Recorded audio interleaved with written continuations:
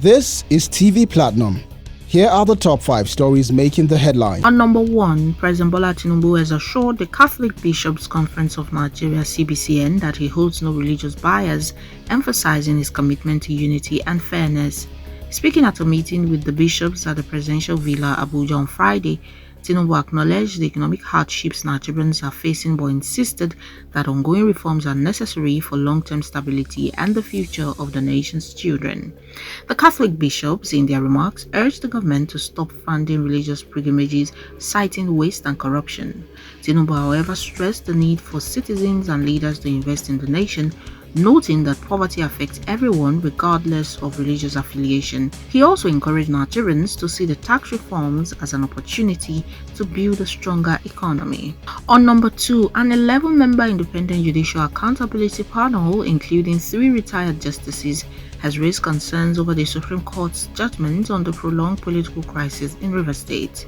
In a statement released after its inaugural meeting in Abuja on Friday, the panel, led by retired Justice Mojido Wade, expressed concern that the Apex Court's ruling had ventured into unresolved live issues. The panel specifically questioned whether the alleged defection of 28 Rivers State lawmakers had been conclusively addressed, noting that the Supreme Court had no clear evidence before it established their legislative status at the time of its judgment. It argued that the court should have refrained from commenting on the matter while it remained the subject of ongoing litigation. The panel's stance adds another layer of controversy to the already tense political atmosphere in Rivers State. On number 3, the Kaduna State Police Command has dismissed allegations made by former Governor Nasir El-Rufai that a police-linked kidnapping gang abducted his former commissioner Malam Jafar Usani. In a statement on Friday, the command spokesperson DSP Mansira Hassan described the claims as misleading and urged El-Rufai to verify information before making public accusations. The statement reads, in part, "There is no kidnapping gang within the Nigeria Police Force. The police clarify that all complaints, whether from individuals, corporate organizations, or government bodies, are thoroughly investigated and legal action is taken where necessary."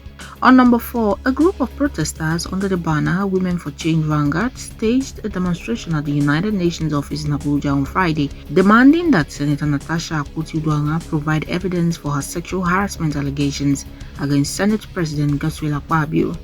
Chanting solidarity songs and carrying banners with messages such as "We believe in actual victims of sexual harassment, not people who weaponize it," and "The burden of proof lies with the accuser," the protesters challenge Akpoti-Uduaghan's claims.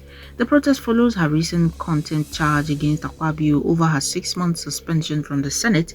It also comes shortly after she escalated the dispute by presenting her case at the United Nations Interparliamentary Union alleging political victimization. The controversy continues to stir heated debate, with public opinions divided over the accusations and the Senate's response.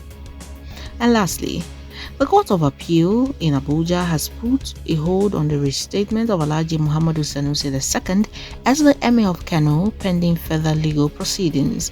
A 3-member panel of justices led by Justice Okonwonabang on Friday unanimously suspended the enforcement of a January 10 judgment that had invalidated Sanusi's removal by the Kano State High Court. Justice Gabriel Kolawoli's earlier ruling had declared that Sanusi's dethronement was done without jurisdiction and ordered the case to be transferred to the Kano High Court. However, the appellate court ruled that fresh applications CA/KN/27M/2025 and CA/KN/28M/2025 seeking to halt the enforcement of that decision were invalid. The ruling means that Sanusi's reinstatement remains uncertain as the legal battle over his status continues at the Supreme Court. Those are the top stories. Do subscribe and follow us across all our platforms to get more of this update.